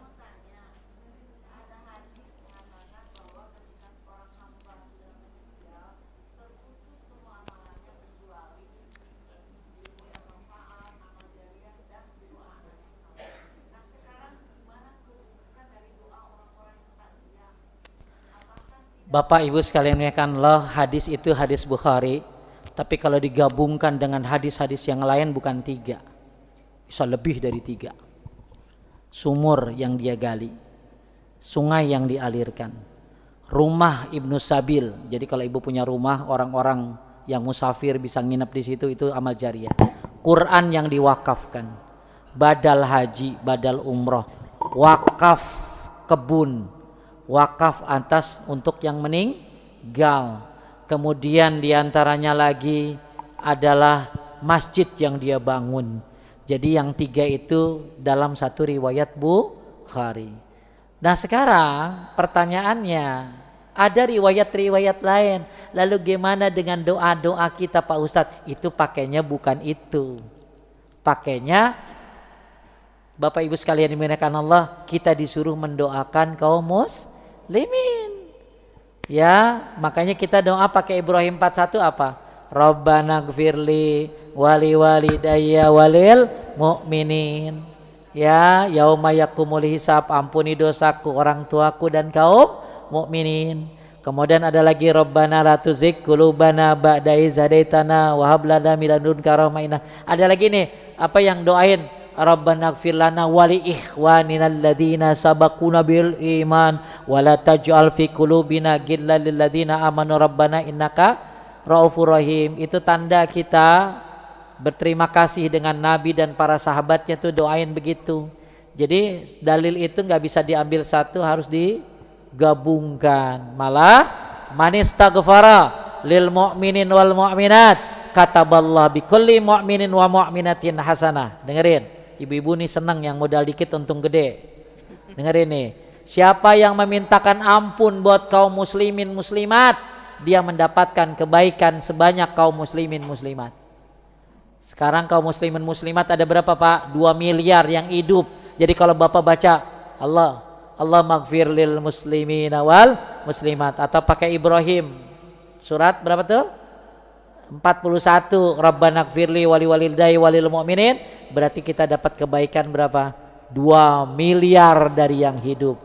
Tuh modal kecil untung gede. Jadi hadis Bukhari tadi hanya salah satunya, sedangkan kalau dikumpulin banyak. Sampai-sampai amal jariah itu dari pohon yang ditanam. Jadi kalau Bapak Ibu punya pohon, kemudian Bapak Ibu meninggal dunia, pohonnya dimakan buahnya oleh binatang, oleh manusia, bahkan dicuri orang, jadi pahala sedekah buat yang nanam. Makanya nanam pohon dah. Ya, apalagi duren. Wah, ya bagus banget deh ya. Kirim. Orang-orang tua dulu tuh suka punya rambutan, Pak. Iya, bapak saya tuh punya. Jadi banyak orang-orang tua dulu tuh punya pohon-pohon gede-gede di rumahnya itu, rambutan apa. Terus saya pernah lihat bapak-bapak rumahnya ada rambutan. Saya tanya, ini rambutan siapa Bu? Ini rambutan almarhum, ditanam, urus Bu. Bayangin pohonnya dimakan sama kalong, dibagi-bagi jadi pahala sedekah buat yang nanam. Ya, tapi pohon yang manfaat ya, bukan yang janda bolong. Ya, apalagi itu gelombang cinta. Ya, tapi itu bisa jadi cuman ngituin mata jadi enak aja. Ya. Amalan apa yang bisa dikerjakan orang miskin yang bisa menyaingi orang kaya? Mereka orang kaya bisa beramal dengan hartanya, sedangkan orang miskin tidak. Gampang. Baca subhanallah 33, alhamdulillah 33, Allahu akbar 33, habis sholat 99. Udah, itu akan nyaingin amalan orang kaya. Yang lebih hebat lagi, udah kaya baca itu juga. Jadi ibu gak akan bisa nyaingin lagi. Paham? Jadi kan ceritanya datang orang miskin ke depan Nabi. Kalau orang dulu tuh iri sama orang kaya tuh karena amalnya. Kayak ibu ini yang nanya. Iri dengan amal orang kaya. Orang kaya suka apa? Haji, suka umroh, suka sedekah. Maka orang miskin datang ke Nabi, pengen. Ya Rasulullah, zahaba ahlud dusur bil ujur. Orang kaya borong pahala. Maka Nabi ngasih zikir tadi supaya orang miskin ngalahin orang kaya. Ternyata orang kaya akhirnya tahu amalan yang dibaca oleh orang miskin. Jadinya kan tadinya kebalap tuh orang kaya dengan zikir tadi. Berarti ini orang miskin dapat pahala orang kaya yang suka haji, umroh, suka sedekah dengan zikir habis sholat. Ternyata orang kaya kalau orang miskin zaman dulu tuh begitu, irinya iri apa? Iri amal. Kalau orang sekarang kan lain. Orang miskin iri sama orang kaya dalam masalah harta. Sampai mungkin ngomongnya terbalik. Kapan dia kayak gua? Terbalik kan itu loh. Ya, harusnya kapan saya kayak dia. Terbalik. Akhirnya orang miskin tadi dapat zikir dari Nabi habis sholat. Cuman 99 bukan 100. Beda kalau 100 keutamaannya. Subhanallah 33, alhamdulillah 33, Allahu akbar 33. Maka kamu akan ngalahin orang kaya. Akhirnya Pak, orang kaya juga baca. Orang kaya juga tahu nih orang miskin ngapain ya. Ya, akhirnya orang kaya baca. Tuh orang miskin datang lagi ke Nabi. Ya Rasulullah, orang kaya juga baca. Apa katanya? Dalam riwayat, zalika fadlullah yu'tihi mayyasha. Itulah keutamaan yang Allah berikan kepada seseorang. Udah kaya tapi baca zikir tadi. Ya. Jadi the real CEO itu yang suka baca zikir habis sholat, subhanallah 33, alhamdulillah 33, Allahu akbar 33. Termasuk dapat pahala haji umroh. Secara pahalanya ya, bukan kerjaannya. Jadi jangan sampai Pak nggak haji, tiap hari gue haji, enggak. Ya. Habis? Taib, semoga bermanfaat. Ustadz, Ya terakhir ya. ya Ustadz. Ini Ustadz minta penjelasan kembali mengenai larangan wanita untuk mengiringi jenazah. Udah kagak boleh itu aja. Bukan, maksudnya sampai menguburkannya. Iya, jadi perempuan itu nggak boleh ngiringin ke kuburan. Kemudian bagaimana Ustadz kalau di lingkungan keluarga orang tua kita sendiri pada saat terjadi Ya nggak usah. ada Ya. kontradiksi dengan saudara sekandung dengan bagaimana Tapi Ustadz? larangannya bersifat makruh bukan haram. Bu, maaf ya, dengerin.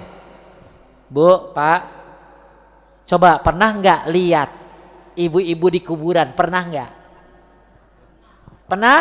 Saya tanya, apa efek buruknya? 1, nangis, lebay banget.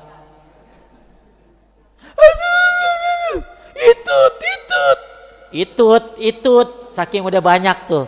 Itut, coba ditendang. Ayo masuk. Ya, kagak jadi. Action. 1, saya lihat. Itu 1, nangis yang berlebihan. 2, saya pernah dengar sama kuping saya ngobrol. Sampai saya bilang, Bu, jangan ngobrol aja. Apa sih diobrolin? Tuh ibu-ibu tuh, ibu-ibu kan kagak ngobrol. 3, desek-desekan. Apalagi maaf, kuburan-kuburan yang bekas orang. Yang di tanah kusir kan suka bekas orang. Itu kuburan diinjekin. Akhirnya saya lihat dempet-dempetan. Coba kalau dorong-dorongan Bu, masuk akhirnya pada bareng. Jadi kenapa dilarang sama Nabi itu supaya nggak ikhtilat, nggak akhirnya 1 saya lihat tadi banyak yang sedih berlebihan. 2, ya ngobrol. 3, inilah yang bahaya, campur laki. Itu deket-deketan, masa ada orang di kuburan pakai sop, renggang-renggang, kagak ada, pasti dempet. Maka ini kenapa nggak boleh? Pertanyaannya, Pak Ustadz, gimana kalau tetap keluarga saya protes dan lain sebagainya? Sampaikan. Udah disampaikan Pak Ustadz, ya sabar. Karena mereka belum ngerti. Tapi ingat, bukan haram, tapi makruh. Tapi kalau jadi kayak tadi tuh, dempet-dempetan, akhirnya aurat kebuka, itu bisa jadi haram jadinya di sananya. Ya, jadi pasti dulu mah parah, sekarang mah udah banyak yang tahu kok. Ya kan? Sekarang udah banyak yang tahu. Kalau keluarga ibu belum tahu juga, ya mungkin hidupnya di hutan. Makanya dikasih tahu. Gimana cara ngasih taunya? Ini kalau menurut yang diajarin sama Nabi, perempuan gak boleh nganterin jenazahnya. Nanti setelah pada pulang baru ibu datang, itu namanya ziarah. Kalau diomongin Pak Ustadz, ya jadi pahala buat ibu. Tapi kan laki saya Pak Ustadz, itu laki saya.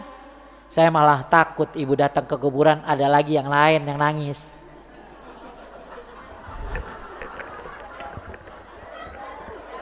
Jadi ketahuan dah gitu loh. Ya. Maaf ya Bu, saya dapat cerita. Kagak enak banget ceritanya. Itu begitu si bapak itu meninggal, ada yang nangisin orang lain. Muda, cantik lagi. Udah masa milih nenek-nenek gitu ya. Terus Akhirnya ditanya, siapa? Saya franchise. Ternyata franchise. Entah cabang mana. Ya kan banyak sekarang buka franchise. Ya, orang mau franchise apa? Ini franchise. Ternyata apa? Mabuk, ini butuh kesabaran. Langsung diludahin mayat suaminya. Ya nggak boleh begitu. Ya udah. Oh, ibu cabang mana? Tinggal tanya aja. Ya. Makanya ya. Manusia paling jujur adalah saat sakaratul maut. Maka suami harus ngasih tahu itu. Kalau enggak takutnya punya anak. Dan anaknya harus berhak mendapatkan waris, apalagi dia laki-laki. Ya, jangan bikin berantem di rumah. Ya, Bapak punya franchise enggak? Awas loh. Ya, jangan bikin berantem ya. Tapi intinya orang kalau mau mati suka ngasih tahu. Karena takut apa? Takut nanti ada hak yang tidak ditunaikan. Dan gak usah dicekek, kan mati juga dia. Itulah. Ya, udahlah. Ya, fokus di sunnah aja ya. Saya juga enggak kok. Ya, saya juga enggak. Kenapa? Susah, ribet. Ya, ribet. Berantemnya lama. Ya 3 bulannya belum beres itu, gitu ya. Ya, dan mudah-mudahan kita lebih fokus kepada anak cucu ya, karena pasti akan banyak pikiran-pikiran ya. Dan mudah-mudahan yang sanggup yang nggak ngerti lah saya mah ya. Saya mah kayaknya belum sanggup. Bukan takut Pak, bukan ya. Bukan takut, saya masa takut ya. Cuman ngeri aja. Ngeri aja ya, takutnya tidur di keset sama kucing gitu ya. Barakallahu fikum, urusan panjang nih Bapak-bapak ya. Sekian, subhanakallahumma wa bihamdika asyhadu an la ilaha illa anta astaghfiruka wa atubu ilaik. Assalamualaikum warahmatullahi wabarakatuh.